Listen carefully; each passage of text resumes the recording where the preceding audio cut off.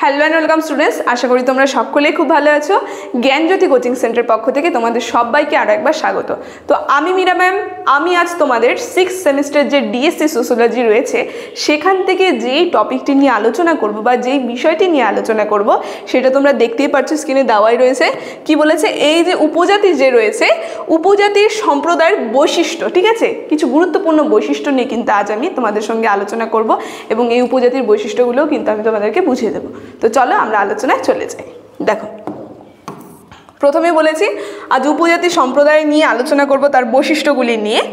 দেখো এখানে প্রথমে আমরা দেখি যে উপজাতি সম্প্রদায় বলতে কোন সম্প্রদায়কে বোঝানো হয় সেটা এখানে দেওয়া রয়েছে। যে বলেছে উপজাতি সম্প্রদায় বলতে এমন একদল লোককে বোঝায় যারা নিজস্ব সংস্কৃতি গড়ে তুলেছে এবং সাধারণ একই ভাষা এবং সংস্কৃতি এগুলো এবং আদর্শের ঐতিহ্য কিন্তু রাখে। সাধারণত তারা একই ভৌগোলিক অঞ্চলে কিন্তু বাস করে এবং কাজ করে। মানে এমন একটা দলকে বোঝায় যারা নিজস্ব সংস্কৃতি, নিজস্ব ঐতিহ্যকে কিন্তু বহন করে চলছে এবং একই স্থানে, একই ভৌগোলিক স্থানে কিন্তু তারা সকলে মিলে একসাথে বা একতা মিলে কিন্তু তারা বাসস্থান করে বা বসবাস করে।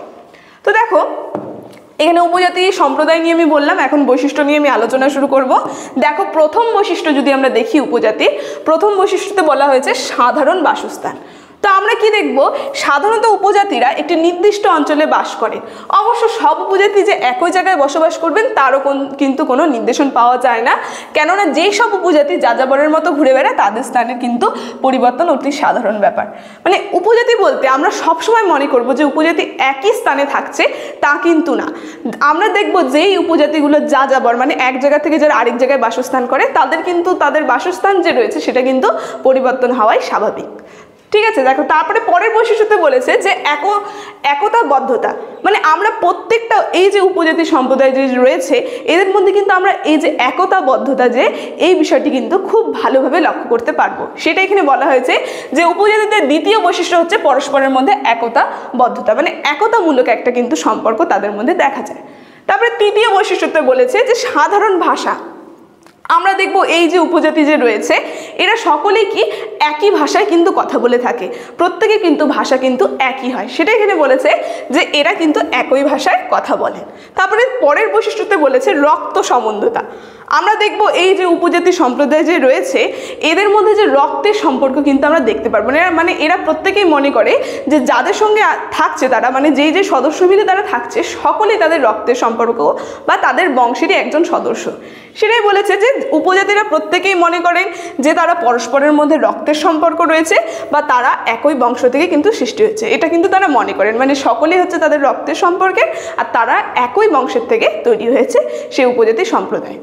দেখো তারপরের যে বৈশিষ্ট্য রয়েছে বলেছে অন্তঃবিবাহ, ঠিক আছে। এর মধ্যে আমরা দেখব কি বলেছে, প্রত্যেক উপজাতি সাধারণত নিজস্ব উপজাতির মধ্যে বিবাহ করে এবং এক উপজাতি অন্য কোনো উপজাতির মধ্যে কিন্তু বৈবাহিক সম্পর্ক তৈরি করে না। এই যে উপজাতি সম্প্রদায় যে রয়েছে আমরা দেখব এরা কিন্তু প্রত্যেকেই নিজেদের উপজাতির সঙ্গে কিন্তু বিবাহটা করে, অন্য একটা উপজাতির সঙ্গে কিন্তু এরা বৈবাহিক সম্পর্ক কিন্তু তারা গড়ে তুলতে চায় না। দেখো পরের বৈশিষ্ট্যতে বলেছে সাধারণ সংস্কৃতি। কি বলেছে, প্রত্যেকটা উপজাতির মধ্যে নিজস্ব সংস্কৃতি আছে যার দ্বারা উপজাতি সমাজের সামাজিক কাঠামো এবং কার্যক্রম রক্ষা পায়। মানে প্রত্যেকটা যে উপজাতি রয়েছে তাদের কিন্তু নিজস্ব একটা সাংস্কৃতিক রয়েছে, ঠিক আছে, যেটা দ্বারা তাদের যে কাজ বা কর্মক্ষমতা এগুলো কিন্তু মর্যাদা কিন্তু তাদের বৃদ্ধি পায়, দেখো বা রক্ষা পায়। বলেছে তারপরে সাধারণ ধর্ম। আমরা কি দেখব, এই যে উপজাতি সম্প্রদায় যে রয়েছে এটা কিন্তু জড় উপাসক অর্থ প্রকৃতি পূজারী, ঠিক আছে। মানে এরা কি করে, এরা কিন্তু প্রকৃতির পূজা করে।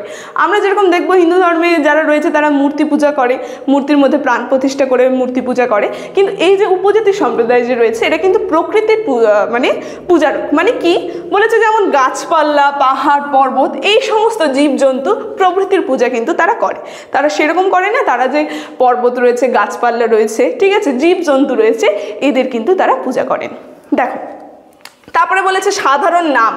আমরা দেখব এরা একই ধরনের, এই যে উপজাতি সম্প্রদায় যে রয়েছে এরা কিন্তু একই ধরনের নাম ব্যবহার করেন যাতে পরস্পরের নাম ভুলে যেতে কষ্ট না হয় বা সাধারণ নামের মাধ্যমে কিন্তু পরস্পরকে মনে রাখার বা চেনার সুবিধা করে।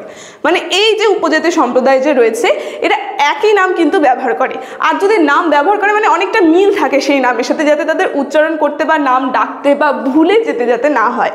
আর তার সঙ্গে কিন্তু তারা খুব সহজ সরল নামগুলো কিন্তু, কঠিন নামগুলো কিন্তু ব্যবহার করে না, সহজ সরল নামগুলো কিন্তু ব্যবহার করে থাকে।